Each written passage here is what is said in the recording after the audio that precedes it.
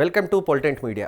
తెలంగాణ రాజకీయాల్లో ఎలాంటి పరిస్థితి నెలకొని ఉందంటే ప్రతి పార్టీలో ఏదో రకమైన వివాదం కొనసాగుతున్నట్టుగా కనిపిస్తుంది. రాజకీయాల ప్రస్తుతం ప్రభుత్వాల కన్నా పార్టీలోనే నెలకొన్న వివాదాలు కానీ వాటికి సంబంధించిన సమస్యలు ఎక్కువగా ఉన్నట్టుగా మనకు కనిపిస్తుంది. తాజాగా బీఆర్ఎస్ పార్టీకి సంబంధించినంత వరకు ఒక కీలకమైన అంశాన్ని టీఆర్ఎస్ పార్టీకి సంబంధించి అంటే తెలంగాణ రక్షణ సేన అధ్యక్షురాలు కవిత ప్రస్తావించారు. ఒక సంచలన ఆరోపణ ఆమె ప్రస్తుతం చేస్తున్నారు. ఆరోపణ ఏం చేస్తున్నారంటే పూర్తిగా బీఆర్ఎస్ పార్టీని హస్తగతం చేసుకోవడానికి మాజీ మంత్రి సిద్దిపేటకు సంబంధించిన హరీష్ రావు ప్రయత్నిస్తున్నారని ఒక సంచలన కామెంట్ ఆమె చేశారు.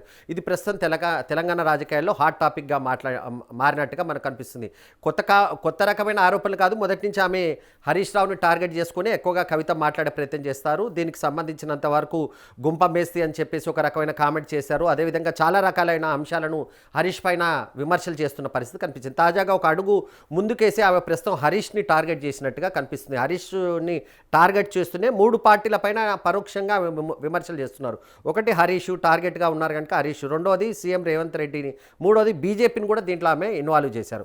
ఏం కామెంట్ చేశారు ఏంటన్నది మీకు నేను చెప్పే ప్రయత్నం చేస్తాను. ప్రధానంగా ఏంటంటే బీఆర్ఎస్ పార్టీకి సంబంధించినంత వరకు చాలామంది ఎమ్మెల్యేలు, కొంతమంది ఎమ్మెల్యేలతో, ముఖ్యంగా మెదక్ జిల్లాకు సంబంధించి ఉమ్మడి మెదక్ జిల్లాకు సంబంధించిన ఎమ్మెల్యేలతో హరీష్ రావు రహస్యంగా భేటీ అయ్యారు.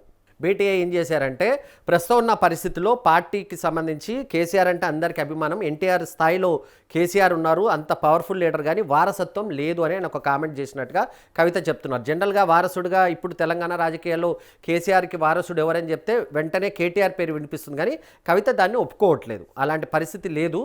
హరీష్ రావు టేక్ ఓవర్ చేయాలనుకుంటున్నారు. మొత్తం పార్టీకి సంబంధించి నేను టేక్ ఓవర్ చేస్తే బాగుంటుందనే అంశంపై ఆయన కొంతమంది ఎమ్మెల్యేలతో రహస్యంగా మాట్లాడారు. దీంట్లో ఇద్దరు సహకారం ఆయన తీసుకుంటున్నట్టుగా ఆమె ఆరోపిస్తున్నారు. ఒకటి బీజేపీకి సంబంధించిన సహకారం తీసుకుంటున్నారు. బీజేపీ సహకరిస్తే నేను పూర్తిగా బీఆర్ఎస్ని హస్తగతం చేసుకుంటా.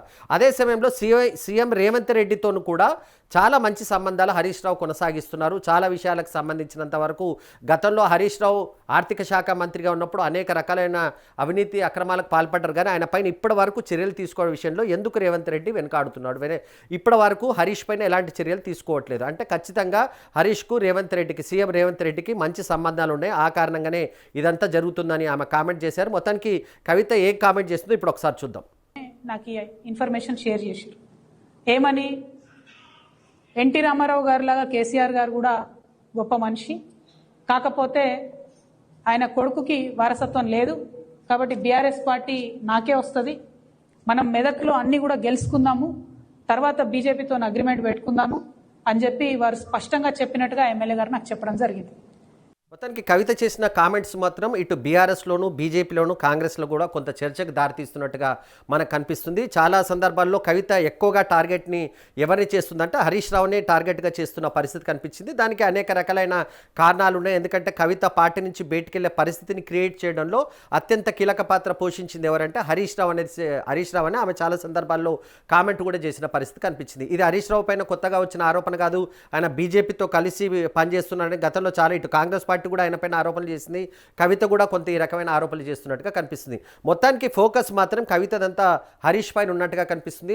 హరీష్కి సంబంధించినంత వరకు ఆయన ఎప్పుడు యాక్టివ్గా ఉన్న హరీష్ రావు ఈ మధ్య చాలా యాక్టివ్గా కొంత తిరుగుతున్నట్టుగా కనబడుతుంది. చాలా అంశాలకు సంబంధించి 22A సంబంధించిన అంశాలకు కానీ, పాలిటెక్నిక్ సంబంధించిన కానీ, విద్యార్థుల సమస్యలకు సంబంధించి చాలా వరకు ఆయన యాక్టివ్గా ఉంటున్నారు.